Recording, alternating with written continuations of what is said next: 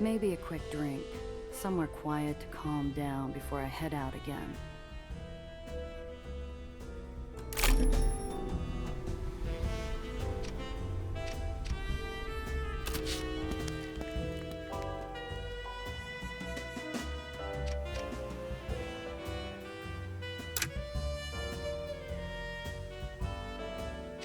I can last one more day.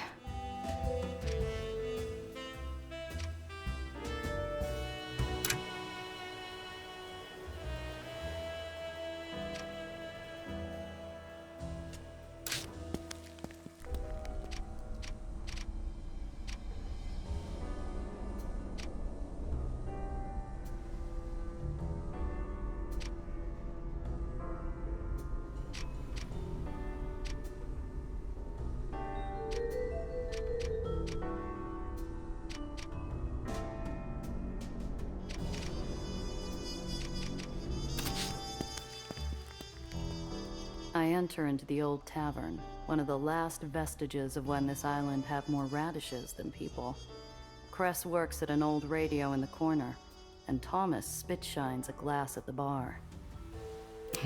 This damn thing won't work.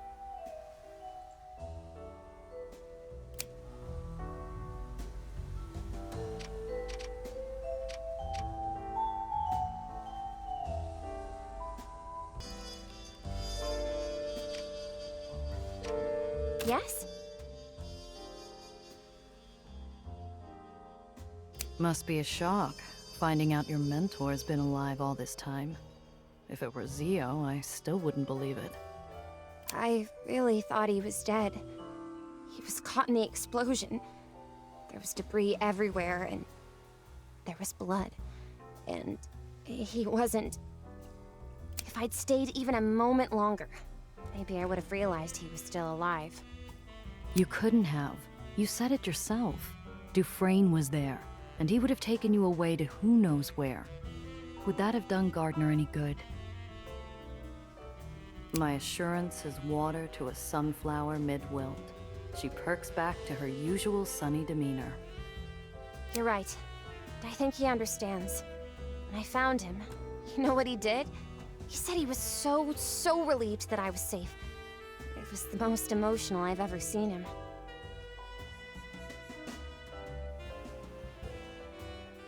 You and Gardner seem pretty close. If I didn't know any better, I might have pegged him as your dad or uncle. He isn't. I mean, we're close, but it's not like that. Except he helped look after me when I came to the Heights. The other scientists helped, but we were colleagues. Alistair was there for me through my move, and my doctorate, and even my birthdays. What about your folks? You lose contact with them when you moved upstairs? It's not that I can't contact them.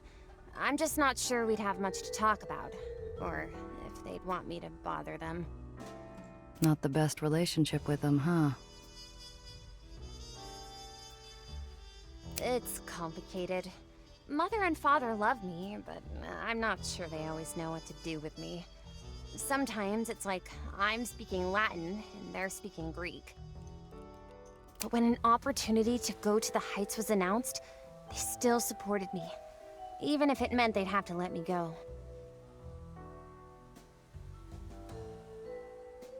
I know you can't finish Daisy until we get you that core, but it's hard to picture you sitting around sipping coffee and reading a book while you wait. Of course not, silly. There's still too much left to do. There's construction of the device, obviously, and I'm waiting for Professor Gardner's peer review to ensure I haven't missed anything. Oh, and I need to install the new materials. I'd initially improvised from what I could find, but Professor Gardner put Tiana in contact with his suppliers. It'll increase Daisy's range and stability significantly. Sounds like a full plate. Scheduling any room for sleep in there, Professor?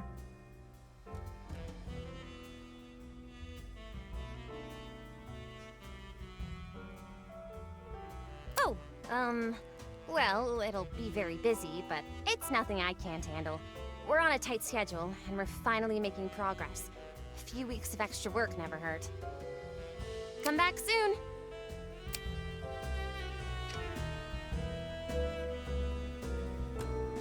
Well, well.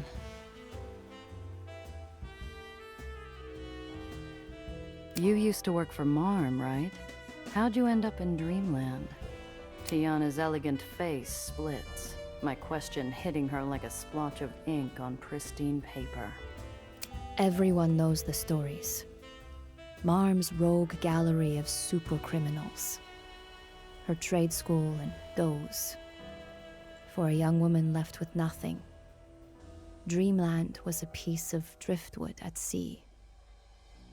Tetka found me young, alone, and afraid.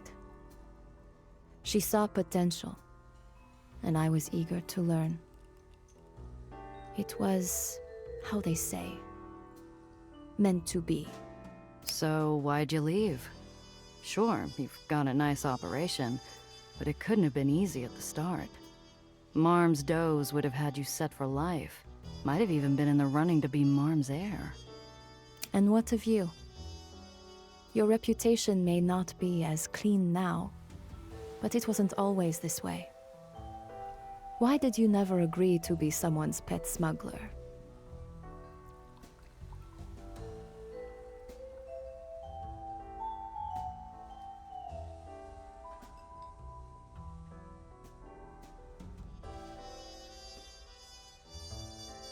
I have no answer. None that she wouldn't know already, and she knows it.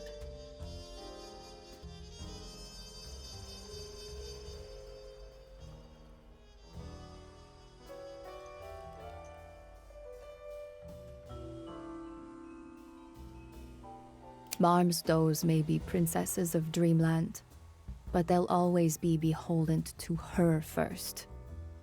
It was a price I could not, would not pay. A feeling you're no doubt familiar with. So long.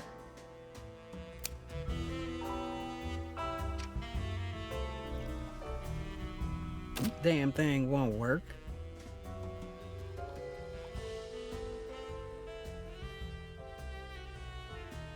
She gives the radio a lovingly spiteful kick, jostling a box of tools and spare parts next to it.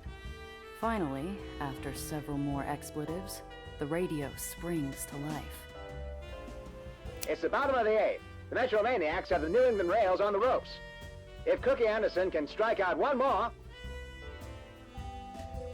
Cress, covered in sweat, sits down on the floor and leans her head against the radio, listening intently. Ah, it's still going, and Cookie's pitching still. I bet you $5 that he walks the next bat. Cress gives a small smile and rolls her head to face Gardner. I'll take that bet, old man. It's your money to lose. And it's a strikeout! Cookie Anderson sends us into the ninth. If the Maniacs can hold on, they might have a shot at the World Series. Ah, that's unfortunate. Looks like I owe you. But if you're still confident, how about another friendly wager? My rails against your Maniacs. I bet we come back and win it all. Down one, with Butters Dickinson up next. Hope you brought more than that fancy suit of yours, Gia. Want in? Easy money.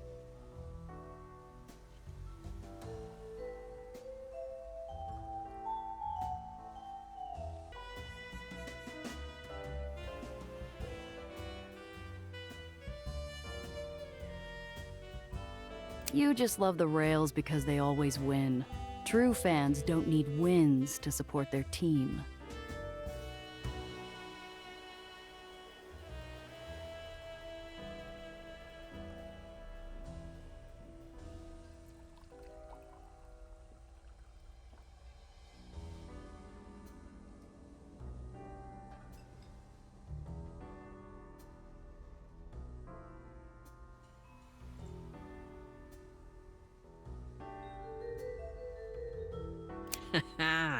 The Maniacs also win, Gia. They're gonna win tonight.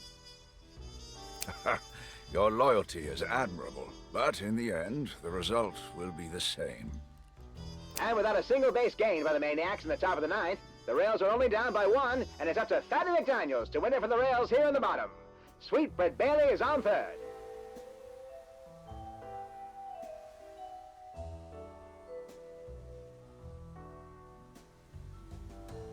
Now, I'd hate to punish a fellow fan over team loyalty.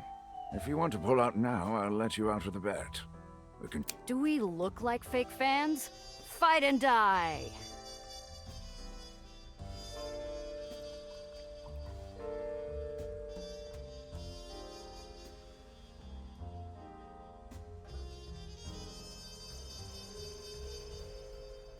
Fight and die. And it's going, gone! Fatty McDaniels has done it! And Bailey comes home. Ladies and gentlemen, what a comeback! And here comes Fatty now. Gardner looks quite pleased with himself as he nuzzles back into the pages of his book. Sorry, girls. It was inevitable.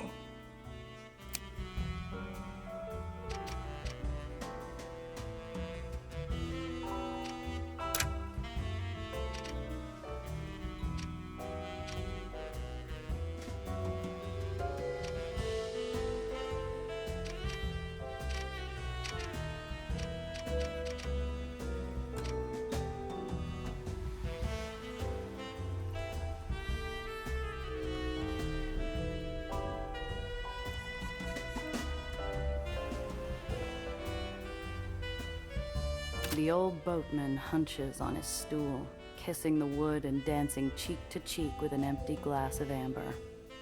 You all right there, Throg? I was just... He straightens up, eyes closed, resting his head on his shoulder while he puts together his next words. I was just thinking.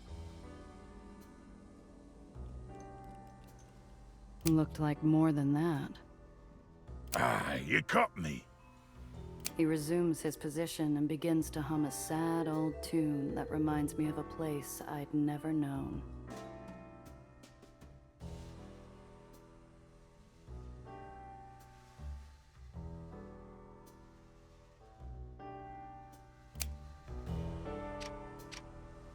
Miss.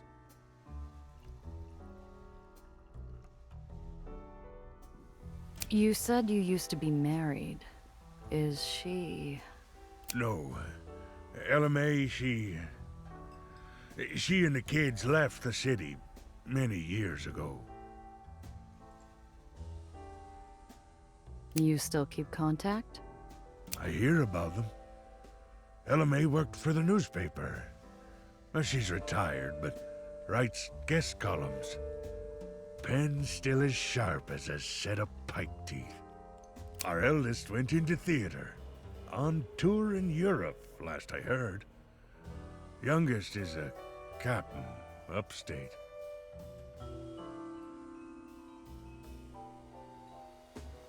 Captain, huh? Must run in the family. I've barely finished speaking the words when the old sailor's eyes swell, a hint of pride stuck in a pool of melancholy. No captains here, Miss Randazzo. Mr. Throg will do.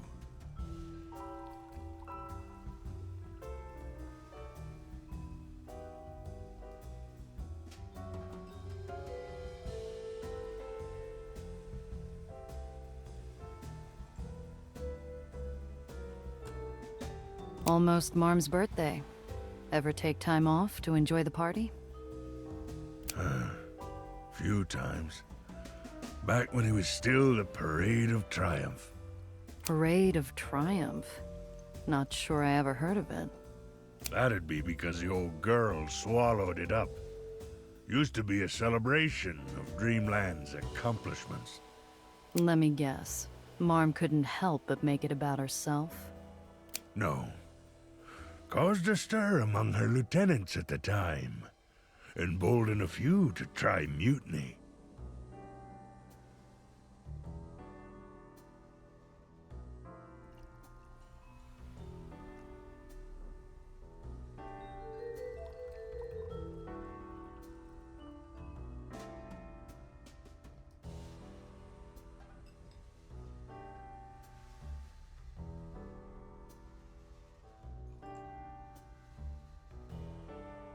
That solemn look could fill a history book. The coup failed, and the parade became a yearly celebration of her, cementing Marm's legacy into another cornerstone of the barony. Thank you.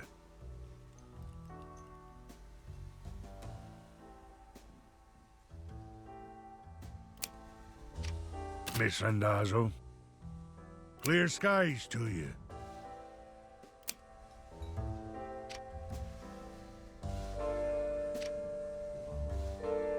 The man sits sanguine at a table, sipping something warm while reading a book. In French? Nothing like some light reading. Getting comfortable? Why, yes. Yes, I am. Thank you, Miss Randazzo. I appreciate you asking. Not what you're used to. No, but it's... I'm glad to be near Eleanor. And Thomas is quite the brilliant mixologist. Made me a tea cocktail I'd never even heard of. He waits for some reply, perhaps some witty repartee about tea variety. I'm just going to have to disappoint. Well, if you need anything... Don't worry, it's not your job to play babysitter. I can take care of myself. Thank you, though, for offering. Hello.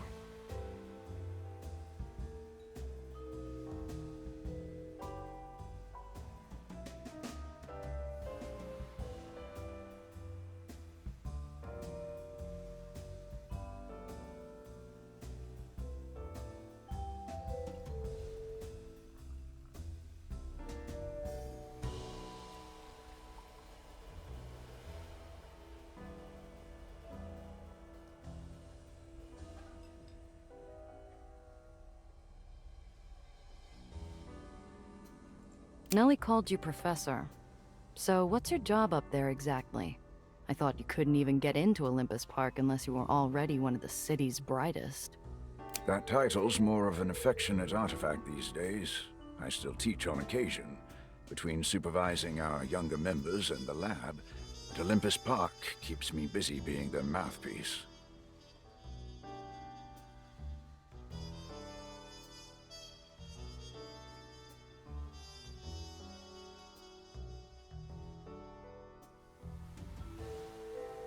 To your point, while we recruit the city's brightest, many often come from less robust backgrounds.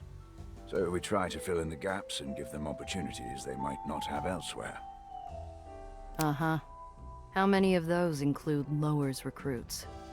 Admittedly, less than I would like. New York is a very big place. There are hundreds of baronies in the Lowers alone. They all require a unique touch. Too many brilliant minds slip through the cracks.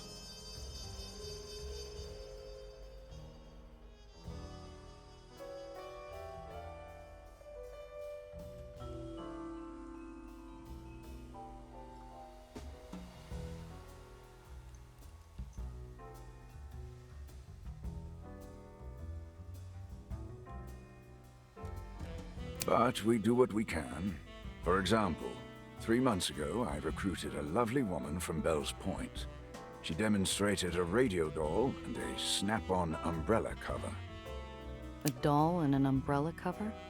Don't usually see the likes of those on Heights posters. A shame, because they're no less intriguing. A talking doll that could be repurposed for long-distance communication. An umbrella cover that was prototyped despite being told it was undoable. If someone could do that with limited resources, think of what they could do in an ideal working environment.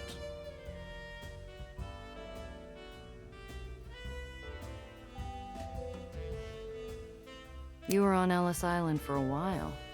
See much of the Lowers from there? I'm afraid not. I needed to remain close to the station in case Eleanor heard my message. So you never stepped away from your post once? Well, I did make one personal trip. I used to visit a hole-in-the-wall coffee shop back when I spent more time in the Lowers. It had a delightful roast. I wish now I'd talked the secret out of them. Why? What happened to it? The most recent Baron decided to pave a new road over it. Apparently, they got tired of driving around the neighborhood. You used to spend time in the Lowers? Miss Randazzo, I hate to draw attention to my age, but there are still some of us who remember watching the first Uppers Island fly. I was born in the Lowers, and I worked here for some number of years. hard to imagine it. We don't have much in the way of higher education, let alone what you'd find upstairs. Oh, I wasn't in academia back then. I was a clerk. My family helped manage affairs between uppers and lowers baronies. Banal, but necessary, until the Prosperity Crusades started. The Prosperity Crusades. The first time the uppers and the lowers barons ever warred against each other, fighting over islands like kids over toys. More than a few were left broken beyond repair. Heard about those days. It's what got Angel's Court sunk, right? A riot broke out. Didn't end until the barony crashed into the burrows. A dreadful time, but losing an island over a senseless squabble was among the worst of it. A truce was signed, but... well, I don't need to tell you the rest. In other words, the moment Angel's Court faded from memory, baronies went back to war. Goodbye for now. Ah, Miss Randazzo. Take care out there.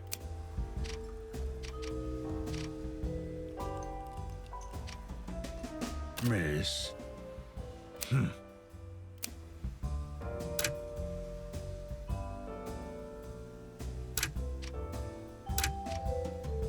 Look what the cat dragged in. See ya. Giovanna. Happy hunting. How can I help? Let me know if there's anything I can do to help.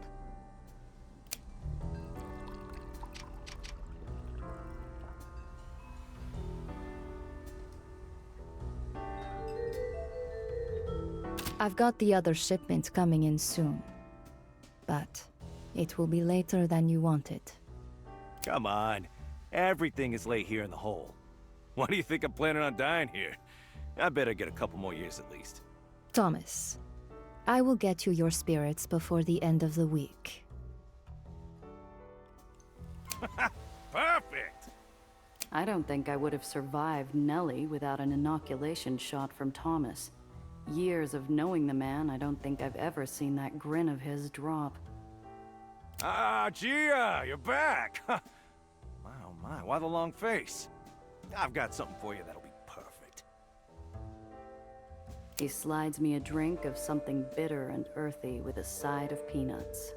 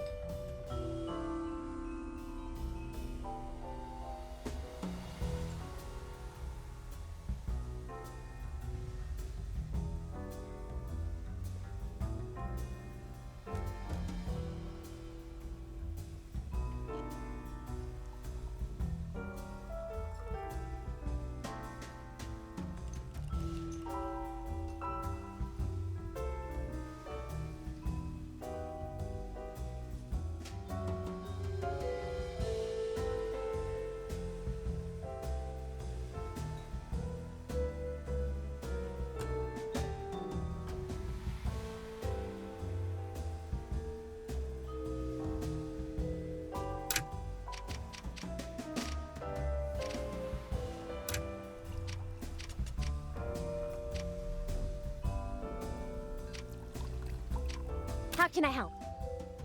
Come back soon. Back so soon. Happy hunting. Hey there. See ya. Miss Randazzo. Thank you. Ah, Miss Randazzo. Goodbye for now.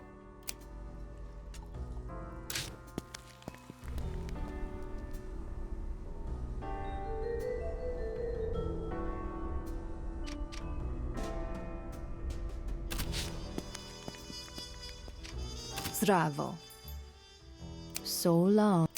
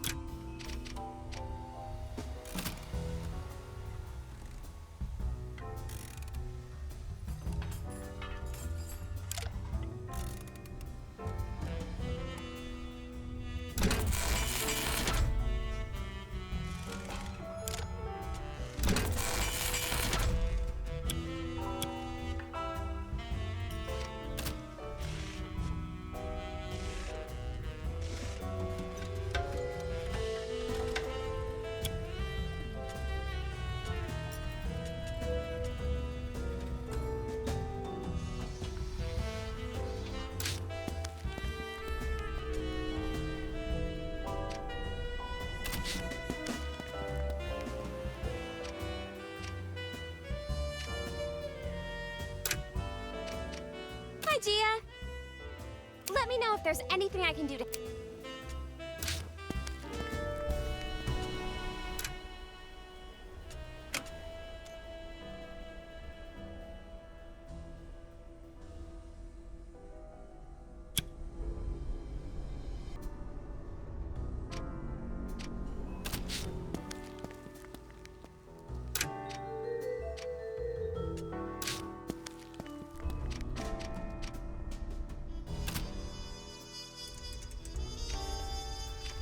Look what the cat dragged in. Both hands on the wheel. Make it snappy, would you? See you soon. Holding up all right? See you. Radio consoles sporting complex buttons, dials.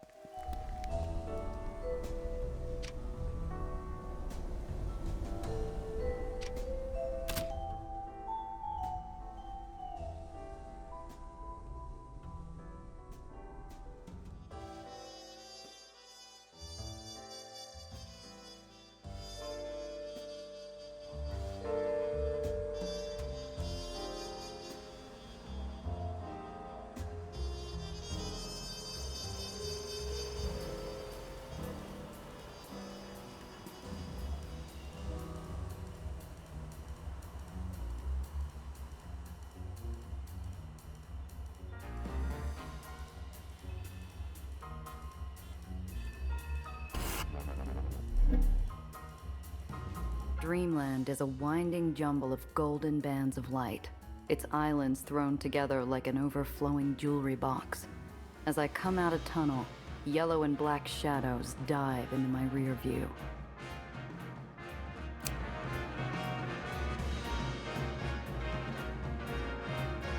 Hey sis, can you do us a solid? Depends on the ask. See Lucy over here? She just graduated, so we're taking her out to celebrate. Gotta help her earn her stripes now that she's running with the big girls. You look like you can take a hit. Mind if she wails on you a bit? I'll drive you off the road if you try. Oh, goody. Come on, Lucy.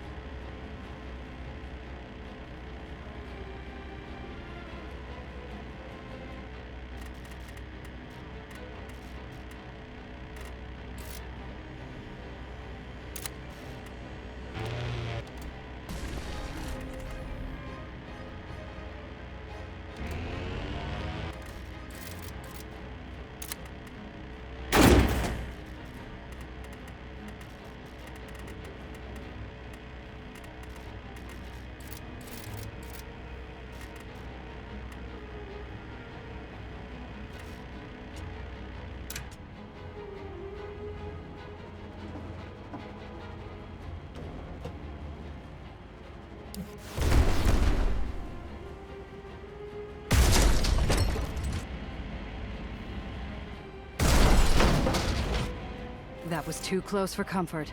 This place is falling apart, fast.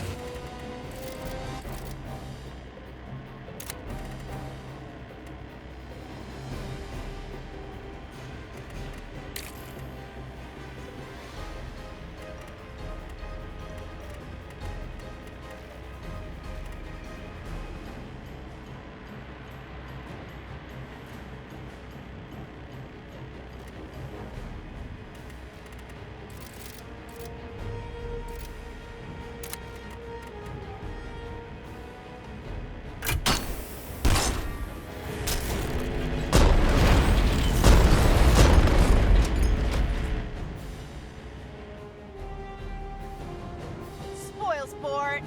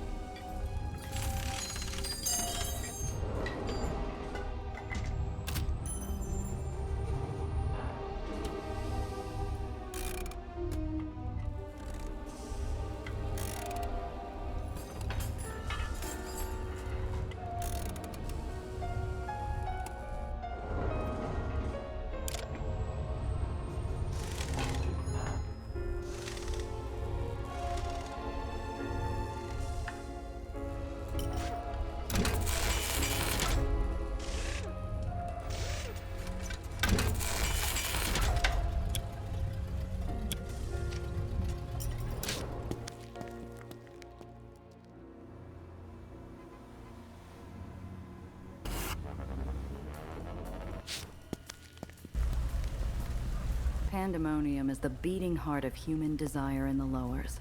But while it promises the world, it'll take even more in return. Hopefully, Sophie's help doesn't come with the same set of strings. Gia, I'ma go stay with the cars. I'll meet you when you're done. Why? Sophie's the one who wanted to meet. She wants to meet you. I know all about Dreamland. They don't like rats on their marble floors. I walk in with you. They'll throw you out on your ass right next to mine. I glance at the security guards by the door, already watching us intently.